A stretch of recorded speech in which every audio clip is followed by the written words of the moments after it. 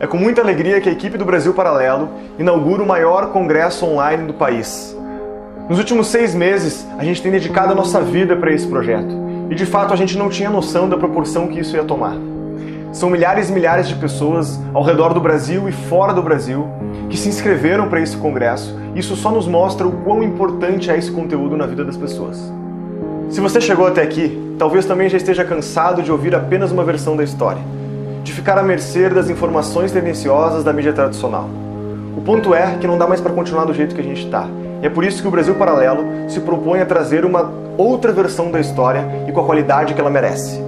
Após muita dedicação, várias noites viradas, viagens exaustivas, colocamos dinheiro do nosso próprio bolso, assumimos o risco. Finalmente chegou o dia de você conferir o primeiro episódio dessa série de 5 capítulos. Os episódios estão fantásticos e você vai poder assistir gratuitamente logo em seguida. Acontece que esses episódios são só uma parte. Para montarmos esses capítulos, nós gravamos mais de 120 horas de conteúdos exclusivos. São aulas, palestras, entrevistas com grandes especialistas abordando e aprofundando os temas mais relevantes da atualidade. Todo esse conteúdo tem mudado a nossa vida. Por isso montamos um pacote premium que te dará acesso a todo esse acervo de conteúdo de forma organizada. É um patrimônio histórico, um marco no pensamento brasileiro.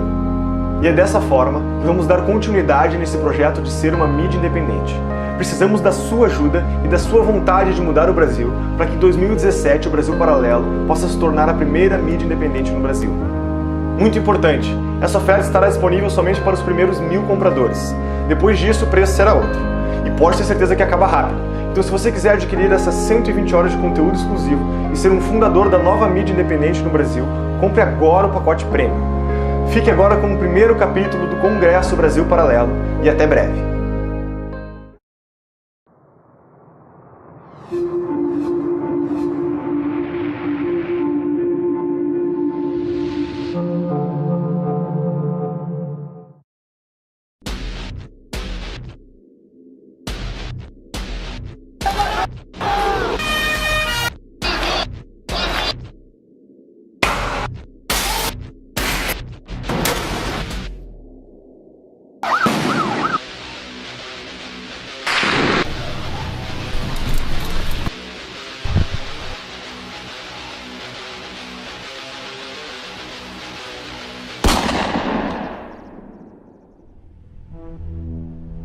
13,64% dos homicídios no mundo acontecem aqui no Brasil.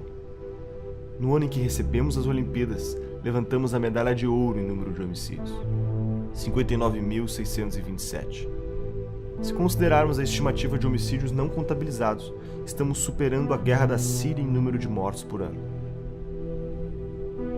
O número de assaltos é o dobro da média mundial. De cada 100 crimes cometidos no país, menos de 8 são solucionados. Acontecem 60 mil assassinatos por ano e 55 mil ficam sem solução. Mesmo que apenas 5% dos criminosos sejam presos, temos a 4ª maior população carcerária do mundo, o dobro da população total da Islândia. Como chegamos até aqui? O que nos fez chegar tão longe?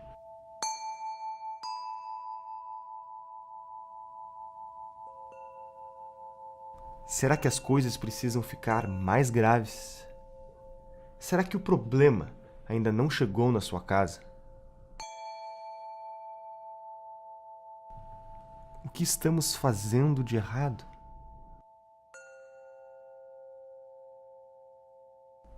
Talvez o primeiro passo seja conhecer a natureza do problema.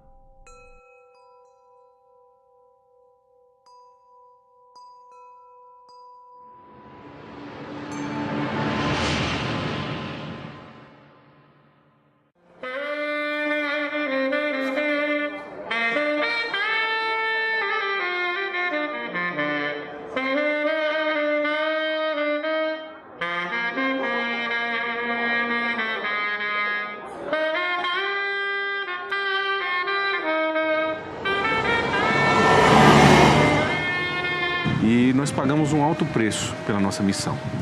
Então, por ano, nós temos uma média de mais de 500 policiais mortos no Brasil. que são números devastadores. Praticamente não existe outro país no mundo que tem números como esse. Para cada policial morto, nós usamos aquele estudo da Primeira Guerra Mundial, que para cada militar morto você tem 3 feridos graves sequelados.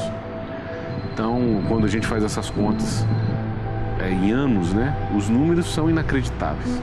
A impunidade é a mãe da reincidência. Então, nós temos hoje praticamente um índice de reincidência maior do mundo também. É uma coisa absurda. E isso traz consequências graves na vida de cada brasileiro. Não tem brasileiro hoje que não sofreu ou que não conhece uma pessoa próxima que não sofreu uma violência, que não sofreu um crime, seja de furto, seja de roubo, ou um acidente de carro. Então tem números em alguns lugares do Brasil, a audiência de custódia está liberando uma média de 80% dos presos em flagrante. Então o cenário hoje é esse. E na medida que o criminoso, nós temos casos, está até na internet, de bandidos que foram presos, bandido que foi preso 27 vezes pela Polícia Militar. E o que acontece? Quando você prende um criminoso e ele não cumpre a pena e ele tem essa sensação de impunidade, imediatamente ele vai partir para a reincidência do crime, só que tem um fator complicante nisso. Ele vai ficando, cada vez que ele é solto, mais violento e mais audaz. Em 2015, a arrecadação de impostos no Brasil foi de 1.982 bilhões de reais. Para onde foi esse dinheiro? 53,9% da arrecadação do Brasil vem das pessoas mais pobres, das pessoas que ganham até 2 salários mínimos. Então, a maioria da arrecadação do Estado vem dos mais pobres. E depois, para quem vai esse dinheiro, basta ver Bolsa BNDES e outras distorções de tipo, que somados dão mais dinheiro que é saúde, educação, etc, etc. Então, na verdade, os ricos estão sendo financiados pelos pobres. Então você tem saneamento, transporte, educação, saúde, segurança, tudo que for público nisso, você está dentro disso, você está ferrado. Entendeu? Então você tem uma estrutura de um Estado que arrecada brutalmente e não devolve nada, ou seja, quem quiser ter disso tem que comprar de novo. Você tem que comprar a segurança da sua rua, você tem que comprar o transporte privado, a saúde privada, porque você não tem outra alternativa. O Estado não lhe dá nenhum refresco e quem não pode comprar vai ficar morando ali na África para todo sempre. Então você sempre precisa de escravos para sustentar essa casta que sempre existiu. A dinâmica política, a dinâmica de ideias e essa lógica arrecadatória do governo, a lógica de defender interesses organizados na sociedade, essa lógica, que é um pouco reflexo da democracia de voto que a gente tem no Brasil, essa lógica massacra o pequeno. Como o governo brasileiro chegou ao ponto de ter a maior carga tributária do mundo, contando os impostos diretos e indiretos? É simples de explicar. Todo brasileiro trabalha 6 meses por ano para pagar somente o imposto de renda, contribuições previdenciárias, sindicais, PIS, COFINS, ICMS, IPI, ISS, IPTU e IPVA. E isso é só uma parte, porque tudo que você consome tem um preço maior do que deveria. Porque quem te vende um produto ou serviço também tem que pagar uma série de impostos que são repassados para você. São os famosos impostos escondidos. One of the great debates of our time is about how much of your money should be spent by the state and how much you should keep to spend on your family. Let us never forget this fundamental truth.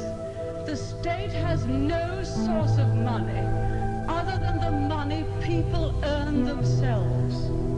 If the state wishes to spend more, it can do so only by borrowing your savings or by taxing you more. And it's no good thinking that someone else will pay. That someone else is you. Bom, já sabemos que a única fonte de receita do governo é o imposto. Desde o início eles tinham essa visão de que o Brasil precisaria criar um grande mercado interno, de massas, né, baseado, portanto, na vocação do nosso povo a consumir, daí o Bolsa Família, daí várias alocações sociais, familiares e outras induções ao consumo popular. criação de um banco popular, que foi uma fraude também, não é? Porque só gastou em publicidade. Enfim, eles fizeram vários mecanismos de demand side, em vez de supply side, achando que o aumento do crédito, ou seja, a disponibilidade de recursos na mão de consumidores iria fazer com que imediatamente a oferta aumentasse, né? Você então tem a típica política keynesiana, vamos abrir buraco, pagar o cara para abrir buraco, depois para fechar o buraco, com esse dinheiro ele vai comprar produtos e o capitalista então vai movimentar os seus espíritos animais, investir. E é uma equação que não funciona. Aliás, o multiplicador keynesiano é uma fraude em si, é uma fraude econômica. O keynesianismo nada mais é do que uma política anticíclica adaptada para período de crise, para tirar o país do ciclo depressivo e levantar. Então, aquilo é necessariamente temporário e emergencial. Na América Latina, o keynesianismo foi transformado em teoria do desenvolvimento pelo Raul Prebisch, né? E nos companheiros virou um mito do desenvolvimento, né? O Celso Furtado e outros. O keynesianismo virou keynesianismo de botequim, como eu digo, e foi o que o Manteiga fez. O Manteiga é um típico keynesiano de botequim, então todas as políticas foram nesse sentido e deram errado, né? Deram errado porque não podiam dar certo, né? Quando você estimula a demanda sem ter a base suficiente dos investimentos, e os investimentos são fracos porque você tem necessariamente no Brasil uma taxa de poupança muito modesta, né?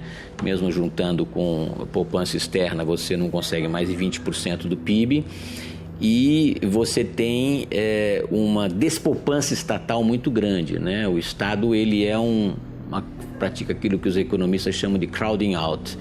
Ele retira recursos que poderiam estar no setor privado, nos consumidores, nos indivíduos, famílias ou empresários que poderiam ou poupar e emprestar num mercado de crédito aberto, né, baseado em juros não manipulados pelo governo, ou investir, não é?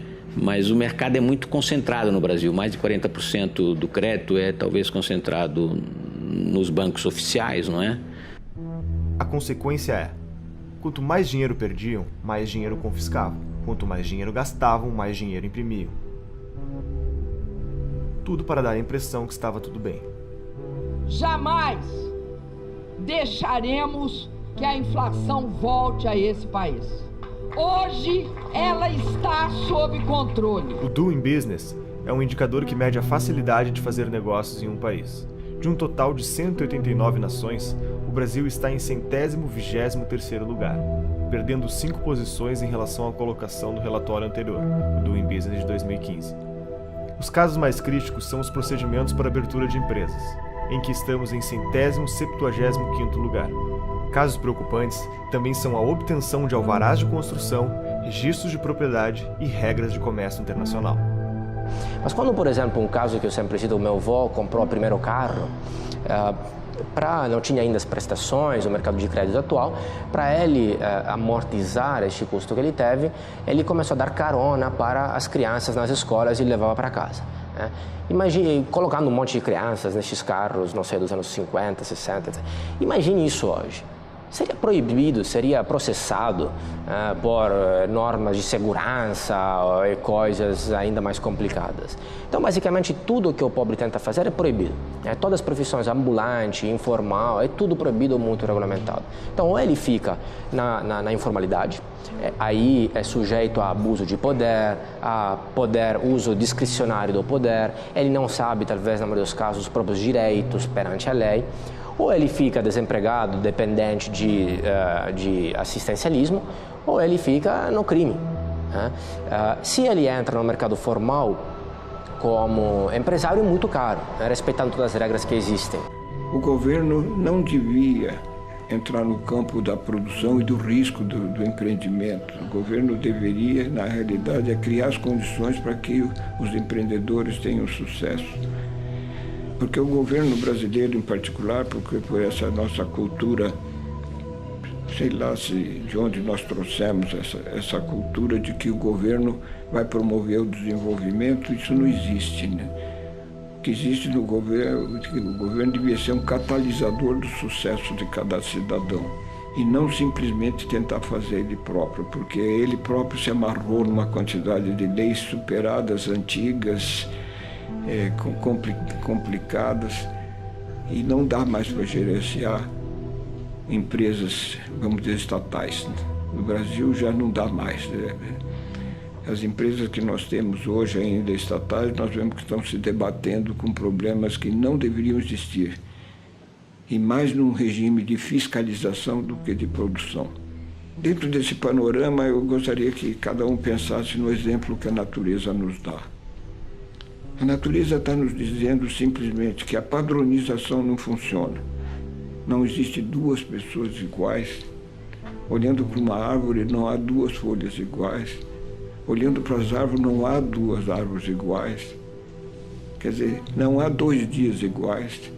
Essa ideia de padronizar através da legislação, como o governo procura fazer, que todos tenham as mesmas obrigações e as cumpram da mesma maneira, não funciona. Mesmo quando o governo decidiu nos numerar, ele nos numera diferentemente um do outro. Portanto, as diferenças estão aí. Você não tem um livre mercado no Brasil. Nós não temos. A verdade é isso. Se você não tem livre mercado, se você não tem a livre iniciativa, se os seus meios de produção eles são, de certa maneira, limitados pelo Estado, ou seja, não é 100% privado, você não tem capitalismo. Capitalismo não é lucro. Lucro é o resultado de capitalismo. Esse é que é o ponto. Você pegar esses índices econômicos mundiais de liberdades econômicas, né, do Fraser Institute ou da Heritage Foundation, né, Economic Freedom of the World, o Brasil está lá para o final de países parcialmente não livres, né? Você tem os países absolutamente livres, aqueles suspeitos de sempre, Hong Kong, Estados Unidos, Escandinávia, e tem os países menos livres e tem uma terceira categoria de parcialmente não livres e os não livres, a China, Vietnã, Venezuela, até o Brasil está num lugar muito ruim para a nossa autoestima nacional. Nós somos não somos uma autocracia como a China, mas economicamente nós somos menos livres que a China. A China tem muito mais liberdade no seu ambiente de negócios do que o Brasil. E eu sei disso porque eu morei lá. O índice que mede a liberdade econômica da Heritage Foundation nos coloca em 122º lugar no ranking mundial de liberdade econômica, de 186 países analisados. O ponto é, nós perdemos a liberdade. A liberdade de construir o novo. A liberdade que nos permite mudar o nosso rumo. A liberdade de escolher para onde o nosso dinheiro deve ir.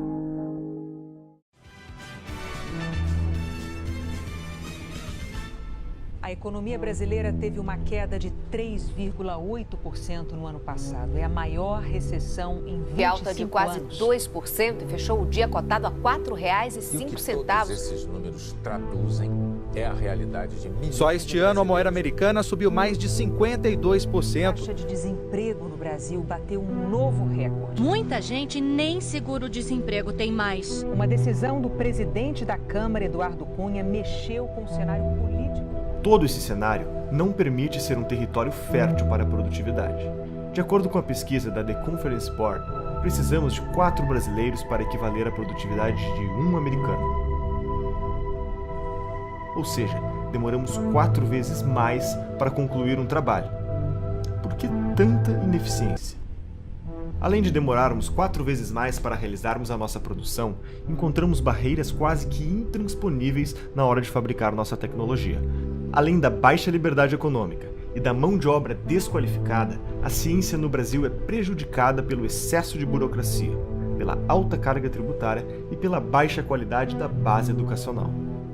99% dos cientistas precisam importar materiais para suas pesquisas. Deles, 76% já perderam suas encomendas devido à demora de retenção na alfândega. Os impostos também são outra barreira na importação. O valor final do produto pode alcançar até 3 vezes mais do que é pago por cientistas nos Estados Unidos e Europa. Nunca conquistamos um prêmio Nobel. 8, 7, 6, 4, 3, Existem 2 programas na Singularity. Existe o programa profissional, que é de 1 semana, que é para executivos e gente que paga. E existem os programas de 10 semanas, que são abertos para qualquer pessoa no planeta. Então, em 10 semanas você vai lá, não conhece ninguém, você chega lá e aí você tem que criar um negócio. A Made in Space foi criado em 10 semanas num desses que eles chamam de ESP, tá? Nesse programa. Essa empresa Made in Space agora está vai começar a fabricar no espaço fibra ótica. As fibras óticas que vão ser construídas, feitas no espaço, elas vão ter um desempenho de 100 a 1000 vezes maior do que as melhores fibras óticas construídas hoje na Terra.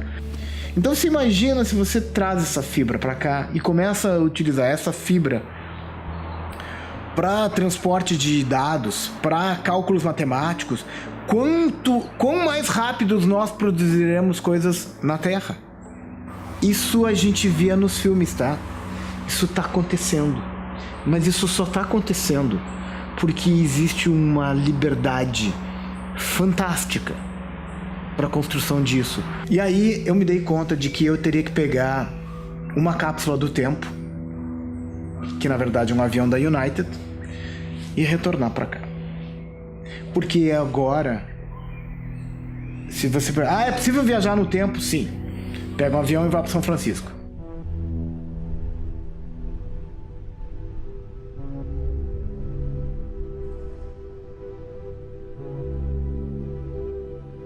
Estamos fazendo tudo errado em educação. Em economia dá para consertar em 2, 3 anos. Educação, se você fizer as coisas certas, os resultados vão vir só daqui a 15 anos. O nosso país tem como slogan a pátria educadora. Nos relatórios do Estudo PISA, os alunos brasileiros ficam apenas no 58º lugar em matemática entre os 65 países e territórios analisados. Apenas 0,8% dos alunos brasileiros atingem os níveis 5 e 6 nas disciplinas, que exigem análises complexas. Em Xangai, na China, primeiro do ranking em matemática, mais da metade dos estudantes integram os níveis 5 e 6 de alta performance.